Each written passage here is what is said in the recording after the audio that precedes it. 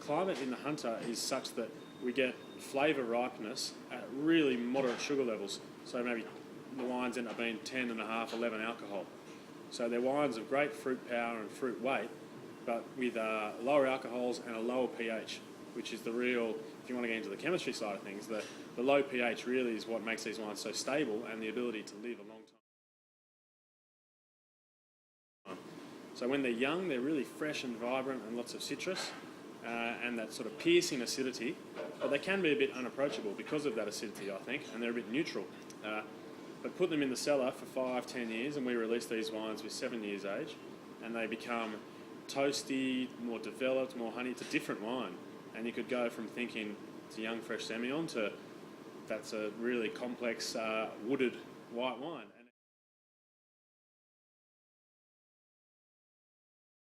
It's about balance. And you see a lot of wines these days, and let's take Semillon for example, for a really delicate light wine with high acid, you've got to have the fruit power to match that acid. And very few vineyards in the Hunter are able to get the concentration of fruit. And whether you're talking about, I don't like comparing, but we'll talk about Grand Cru from Burgundy, right? The very best Grand Crus, you look at La Tâche, Romani Conti, they have an extra element of power and presence that the other vineyards don't have. They're all a bit one-dimensional, fruit, tannin, acid. They don't have the seamless nature of some of the vineyards. And I think some of the vineyards we own, obviously this being one of them, have that sort of inherent quality.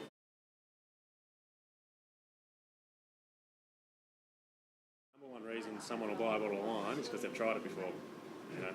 Okay. So there's a famous saying which an old friend told me: you got to put the wine in danger of being sold. So you've got to be there. You've got to be tasting it. You've got to be talking it. You've got to get the story. You've got to make sure Tyrrell's at the front of their mind.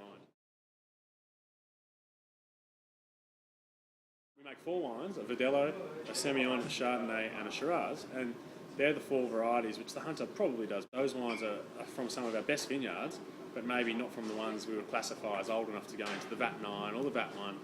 So they're the wines that really punch above their weight.